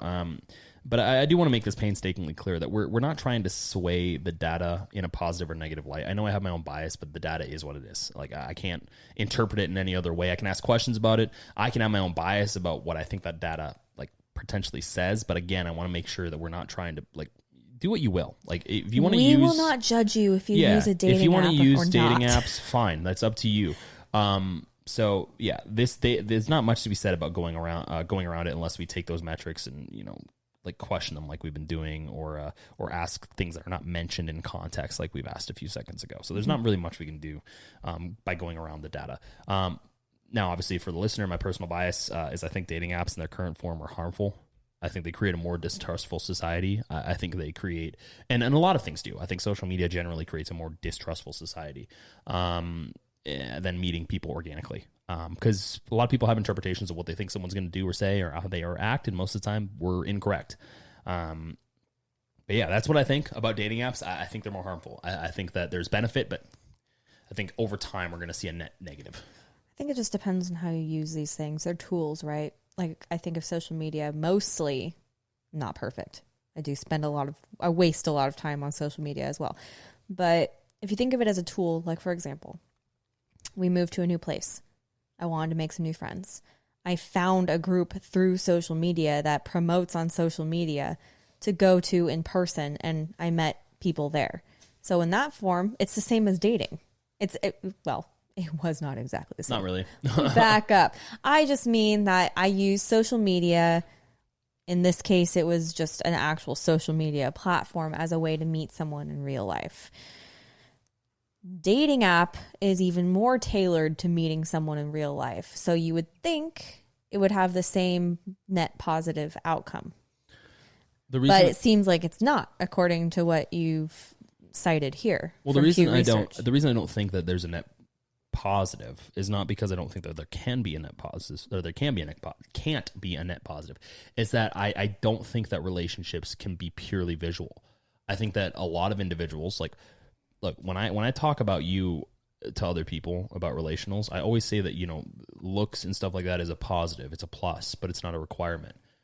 You as an individual who I'm married to, like, whether looks stay forever or not is after the fact. Now, granted, demographically, men value looks, but that still doesn't necessitate that people make decisions purely based off of that. So if your interpretation early on is a very resume based, because that's what it is, you're looking at someone's resume. Yeah, if it's a very resume based, superficial perspective, you're having the same problems companies have with finding people that stay at the company forever. How are you going to get the interview? How are you exactly? Like, we want 5 years experience. We want a bachelor's degree or more. We want you to have these specializations. We want you to have all this information. Oh, and we're not going to talk to you unless you're from a credible university.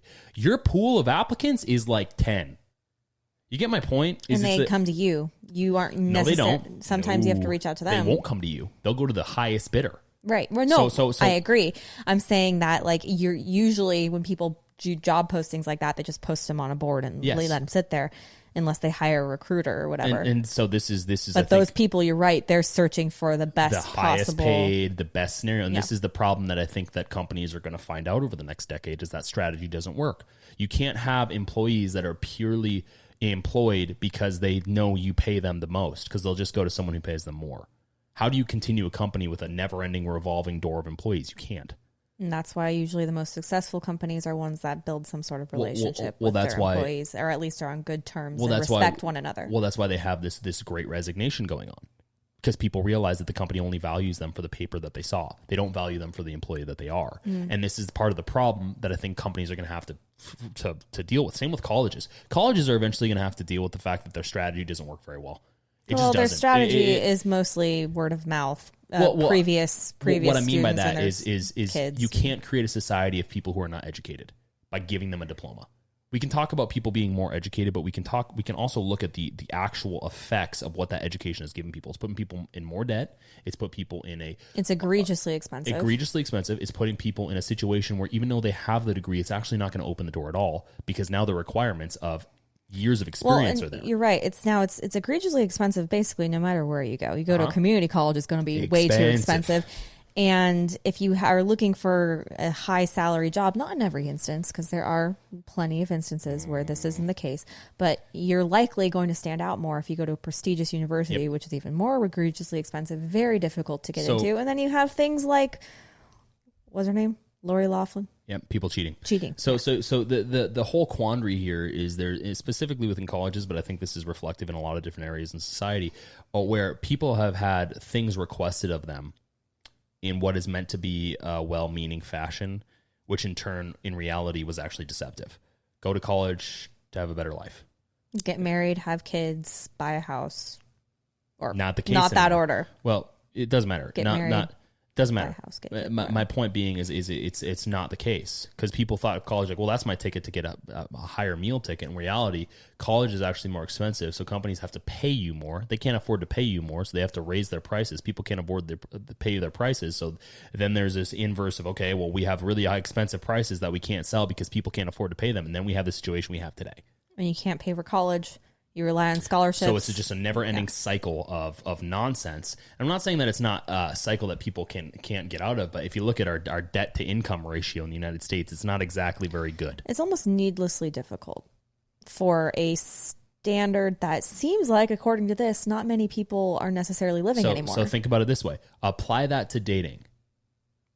You are entirely based off of the resume of what you are.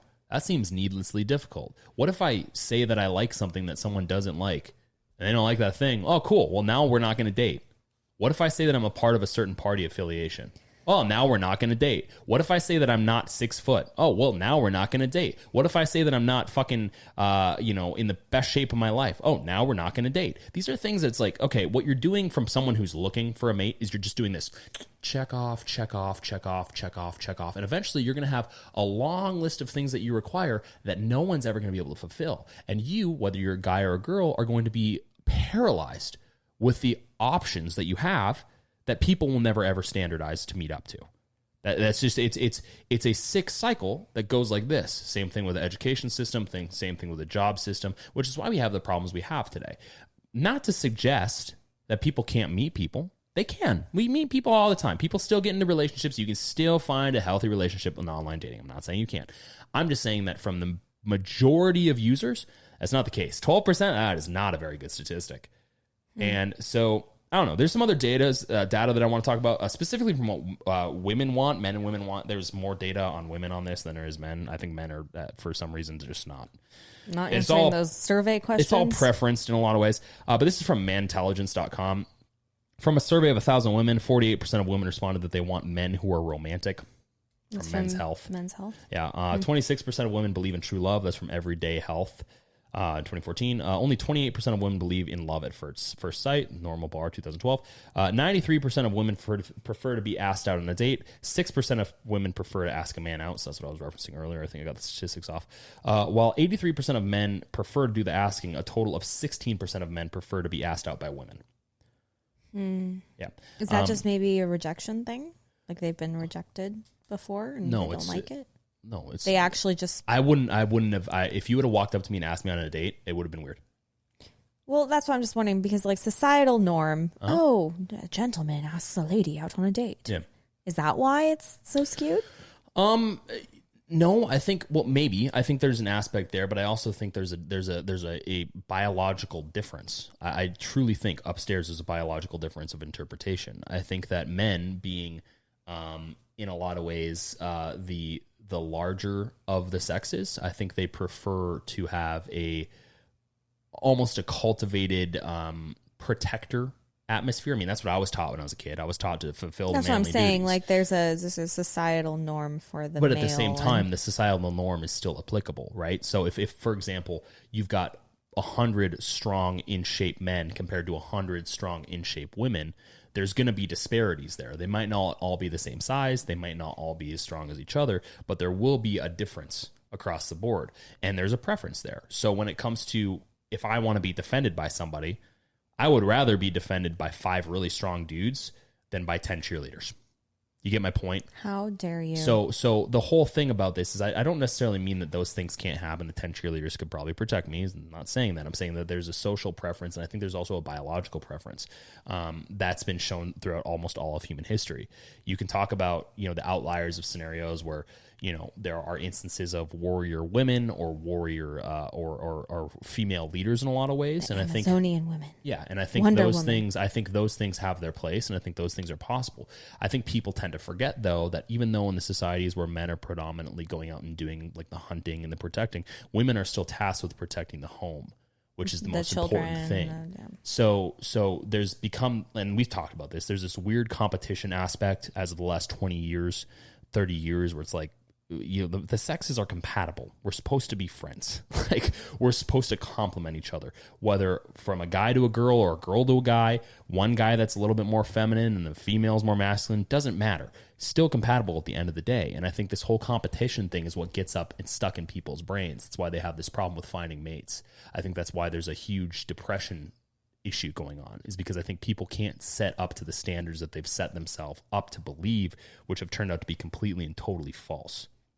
Well, think about it. If you are, I think online dating also introduces a lot of rejection. Think about the people like you see their picture, you think they're attractive, and you swipe. Is it right, left? I don't know. You say yes on them, but they don't say yes on you back. It's a little bit of rejection every time. But here's the problem: is that rejection is based purely off of observation, so it's even more. I don't know. I don't think I'd feel very good if a stranger was like, "You're ugly." Yeah, but again, though, you have to think about it from the perspective of in life and online. It's much easier to say whatever you want to online. It's much easier to respond to someone. I agree with that. It's easier to ghost someone too, other than you're at a bar and the conversation's going nowhere. You can't. It's harder to just turn around and walk away. Well, here's the thing: as a guy, like when I was in high school and college, I had conversations with women that I didn't find particularly attractive physically, that were attractive from an intellectual perspective. You don't get to have that with somebody online or via an app. You swipe. So if I swipe on you, and afterwards you do. But yes, yeah. But if it never gets there, the point is moot. So you can't. There's a series of steps that we can't discount just because there's a potential alternative. It's step A, step B, step C, and eventually it'll get to step D, which eventually may end up in a relationship. That's a lot more steps than otherwise. Because if I met you at a bar and I was funny, but I wasn't super particularly attractive, I can lean on that funniness. You can't really be funny via profile. What am I going to put something that I wrote there? I'm a comedian in my part-time. Like, it's like people don't find a lot of comedy through things they read unless the person writing that comedy is particularly talented. Most people are not. So a lot of comedy is through interaction and engagement. People will laugh at people making movements and making faces and stuff like that. And that's where a lot of comedy, that's why seeing a comedy show in person as opposed to watching it on the television is more enjoyable. Or reading a script. Yeah. Right? So if you read a comedian's stand-up script, I'm sure it's funny, but not as funny as if he's saying it. That's actually a good point. I'm just thinking of how I can relate this in my personal life. Like when I read... It just came to my head, so don't judge me too harshly. When I read Harry Potter and the Cursed Child, which is just a script by J.K. Rowling, I read the book and I hated it.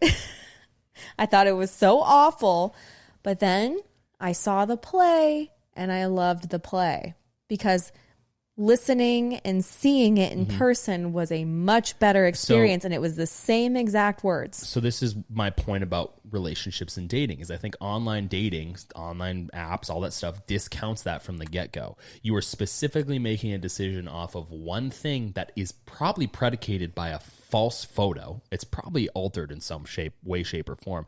Also, determining what that person has said about themselves at one point in their life that they likely don't go back and change all the time, to then entice you to reach out to them and to connect. I think that is incredibly superficial and not a very successful way of communicating. That's like me walking past you in an airport, and my one instance of walking past you and glancing at you is what I'm going to determine to be a relationship defining moment.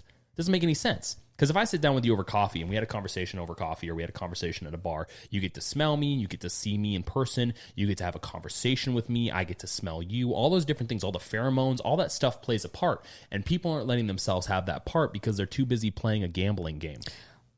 Or think about the people who are truly just really busy people. They have to purposely make time for that. They're not the predominant. I don't know. I don't necessarily think they're predominant, but I do think there are people out there who just truly don't make the time for themselves to be in public and relax like that. They're usually either working or whatever. So maybe they have kids, maybe whatever reason. So they just use their couple minutes while they're eating breakfast to swipe. So I would say that's whatever. A metric that is very small, and probably not. And I'm sorry, but probably not a worthy metric to pay attention to in the grand scheme of things. Look, we're playing whataboutism generally with all this. All of it's whataboutism. Yeah. But I want to refrain from doing, what about the working mom who has 3 different jobs, 4 different kids, and just doesn't have the time? That's an outlier scenario that's not the average. Because 20 to 35, You normally don't have that. Those people who have that are normally married. They have kids. Those people who have those scenarios normally are married. They have a successful career. The people who prefer their career over relationships, there is a predominant amount of them. But at the same time, those people also go to work parties. They also go out to bars. Those people exist. The thing I think should be introduced is that because of the worker life disparity and the now legally enforced you can't meet your partner at work thing, I think that has introduced a quandary as well. Because normally people 50, 60 years ago met their partner at their job. You're going there all the time. Why not? So I'm not to suggest that we should change anything. I mean, that's not going to really change anything now. But I do think that that is an important thing that people need to pay attention to, is the places where you venture are likely the places you're going to meet somebody. If you never venture anywhere, you're likely never going to meet someone. If you never do anything new, you're likely never going to meet people to do anything new. These are things that people need to do. And if you just refrain from doing them, guess what? Good luck to your life with a dog or cat or a fish. I mean, that's really what it comes down to. It's the realistic observation of this. People won't walk into your life, and if they do, it's an outlier scenario. So I just think a lot of this is unfortunate, because basically what we're witnessing in real time is just kind of a segment, like almost a technologically created segmentation of society that's going to result in my opinion, a lot of people who will be single for a long time. Which is going to increase higher levels of depression, higher levels of especially amongst men when it comes to lack of civic duty. Men normally who have been, not in relationships and don't feel they have a purpose in life, they tend to get angry. They tend to get violent. Same thing with women. I think that's just going to increase inversely on both ends. I think it's just sad because I think while there are people, of course, who do not care, whatever, I think most people just don't want to be alone. They want a partner. And these statistics just, they're disheartening. I hope that there's a way forward here that's actually positive with online dating. I don't think there's a way forward through online dating. I think online dating, here's the thing, is I think what will happen is online dating will progress. More people will tend to use it. Simulation type stuff that we've talked about before will come into proliferation, and people will then find people in the simulation, which in turn is not going to be fulfilling either, because they're finding someone who doesn't exist. We talk about different worlds of simulated worlds and stuff like that, and there is a subjective argument for, your perception is reality. But at the end of the day, if you create something that is your own and then you dive into that thing and treat that as your percepted reality, there is still the baseline reality that we can all agree to exist. But again, that's a whole nother conversation. I don't necessarily think online dating is going to be something that, it'll be here to stay. I don't think it's going to change. I don't think it's going anywhere. I just wonder if, I don't even know what you would do to, quote, improve it. I'm just thinking you can't really improve it. Maybe it's the way people approach it. Well, how do you approach it differently? The metrics are set, so you can't change the way you approach it. The only way I can think that you approach it differently is if they mine all your data and they already do that. They match you yourself, so you don't even have a choice. They already do that. So my point being, it's already predicated off of geolocation. They're going to introduce someone in your local area. So my point being is, I don't think that the metric that is currently available is you can improve. I think what we have is what we're going to get, and I think as time goes on, it'll probably go down statistically in success rate, because more people will jump on and realize this is not for me. Now, about 57% of women and 51% of men say they were almost certain that their current relationship will be permanent. I'm sure there's a lot that plays into that. Well, I'd hope so.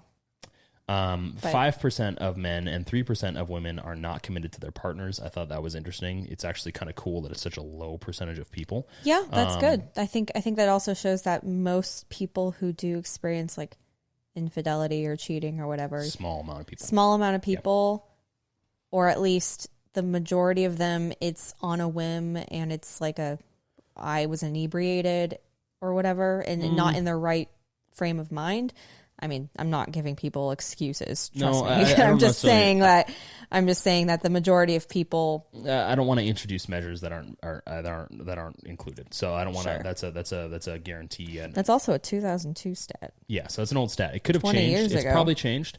But that's a stat that was on the list. As of 2008, 51% of women choose relationships over careers, compared to 61% of men who would do the same. I think that's interesting. I think that stat has probably gone down significantly for women. Same with men.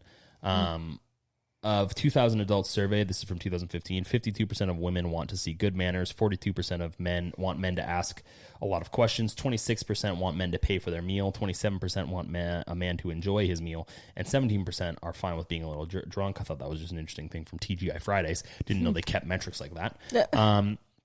Of 5,000 men and women surveyed, 65% of women said kissing is appropriate on the first date, while 56% said cuddling is also appropriate. This is from Singles in America, 2012.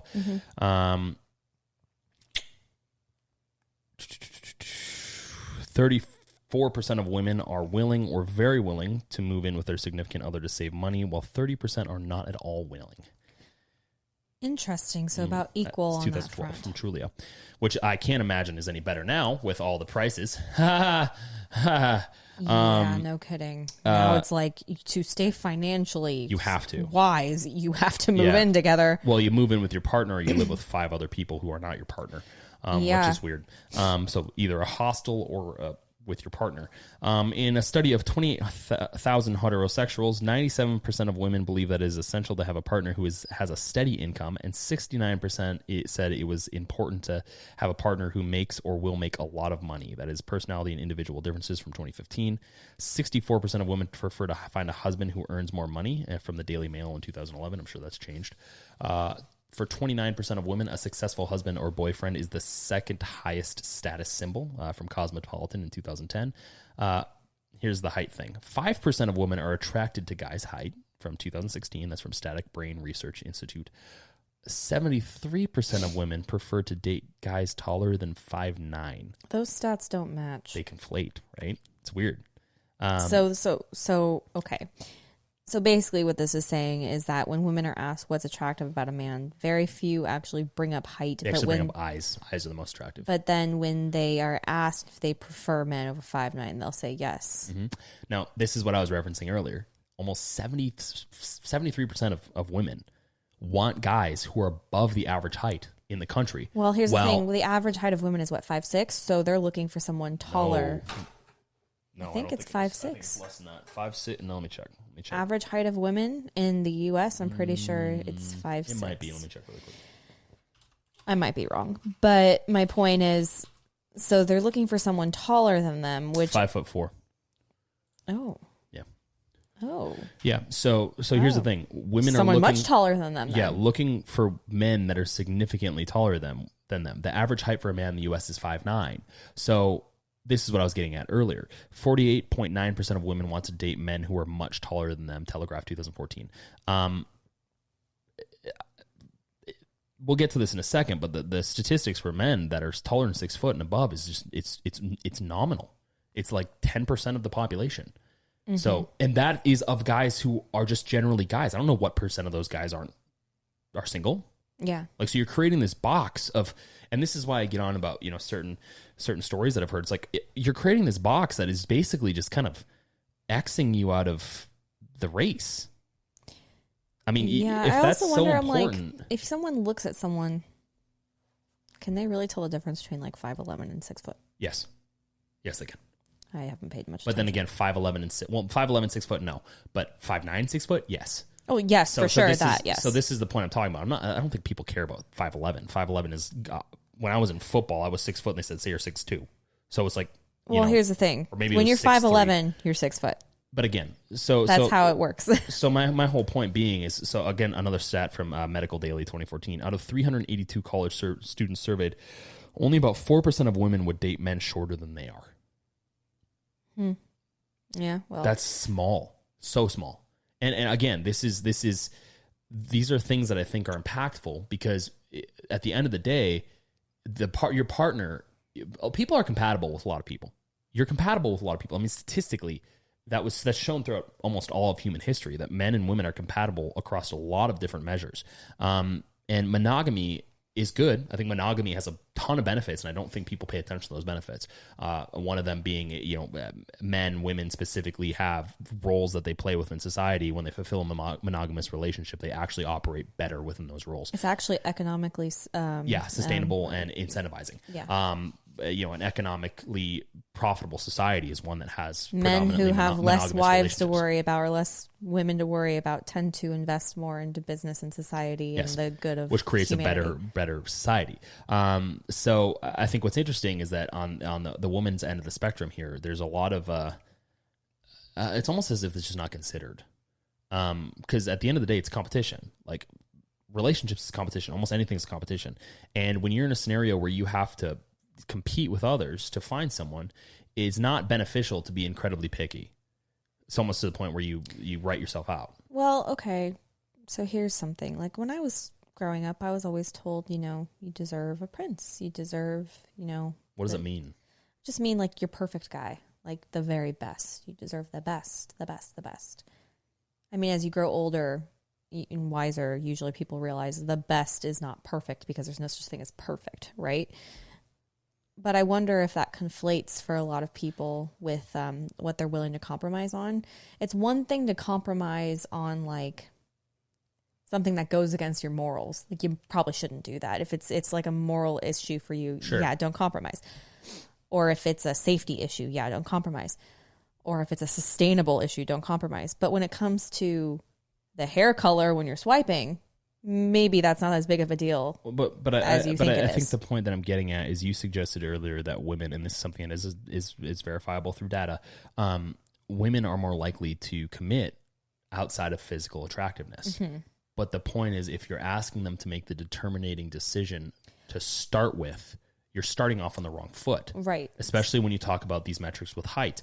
From data collected by 470 female dating ads, 49% of women prefer to date tall men because they feel more feminine and protected.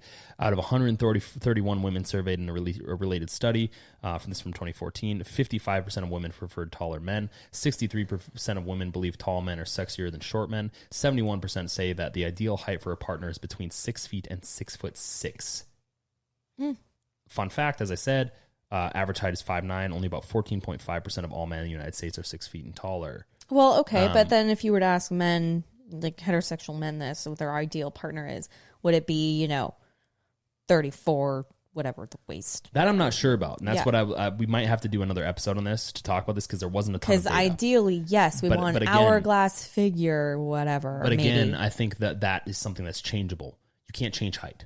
You can change those things. Like, so for example, if someone is out of, like, and this is what I've talked about, we've talked about this before. I see what you mean there. If you meet someone who is out of shape and you happen to be in better shape, the likelihood is if you engage and commit with that person, they will likely get in better shape with you. I think there is an advantage with, you can work out or you can get plastic surgery. But you can't change someone's height. So it's an unchangeable metric. Unless you put them in heels.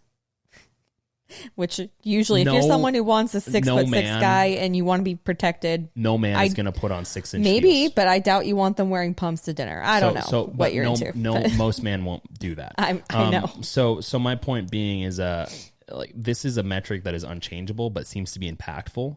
I understand the importance of it. I understand why people relate to that, but I do think that the unfortunate nature of that particular metric is basically nixing you out of a race that is incredibly competitive. Because if 14.5% of all U.S. male adults are 6'6" and above, like, that's all of them. That's from like 0. That's like 18 to 90. Unless you want to date a 95-year-old whose wife recently deceased, the likelihood that you getting someone like that is small. It's small. It's not a common thing. Just because there's not that many guys that are that high, like that tall in the country. They're so high up there. Yeah. I mean, I'm up at the clouds. I look down and there's like birds flying by my face. So my whole thing is I just think that's a metric that is important, but I don't think it's a metric that people should determine to be important to them. But unfortunately, the female population sees it as important, and it is an unchangeable metric. It's not something that's changeable. Of over 5,000 men and women surveyed, 58% of women want a guy who makes them laugh. That's a changeable metric. 42.9% of women give out their numbers to men who are funny. Men who were funny were also refused 7.1% of the time. Funny's objective. Men who didn't use humor were accepted only by 15.4% of the time and were refused 84.6% of the time. But then again, how do you use humor if the only metric that is used is a profile? You have a funny quip. You wear a funny hat. I don't know. I don't know. And then women are 3 times more likely to give their number to guys who tells jokes. I'm just not going to quote all these references because there's too many references. But yeah, those are some things that women want statistically. We didn't really dive into what men want because it's just there wasn't a ton of data available. I only have so much time to plan these episodes, guys. No. Got a long one, too. Yeah. But yeah, obviously, Baewolf and I have been together for 11 years. This is all subjective. This is all opinion. We've been married for over a little over a year now. So you know, we don't have a ton of insight when it comes to personal experience, but we do have a lot of observational experience. And I can see how rough it is right now. I mean, it's rough out there. It is. I mean, breaks my heart for a lot of people who I know, we know personally are like wonderful people. Yeah. And by nature of dating apps, you know, they're getting passed over for probably frivolous reasons when you know they'd make a great partner for somebody. Well, and that's something I think is the problem is like people don't have the luxury of being frivolous. You really don't. I mean, you can see that when people say you don't know what you've lost until it's gone. I mean, that's what that statement means. And obviously we've discussed a ton of data metrics that I think frankly are fungible. I mean, a lot of it's probably bullshit. But I think the point is to point out that the date scene as it is right now is just, I don't think it works. I really don't. I think it's creating a community that's potentially be vitriolic, very subjective to judgment before understanding, a lot of contempt as time goes on, because like the opportunities that you're given are measured purely off of the system itself that is being utilized, and the system itself is a 12% success rate.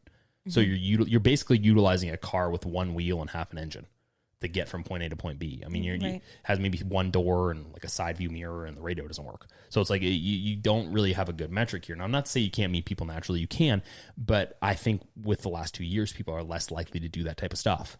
I could be wrong. That's something we should probably look into. But yeah, we've discussed in past episodes the diminishing aspect of community in the United States, and especially over the last few years. And I think that mixed with the nonsense of tribalism and the political aspect of everything is just a net negative for a lot of this.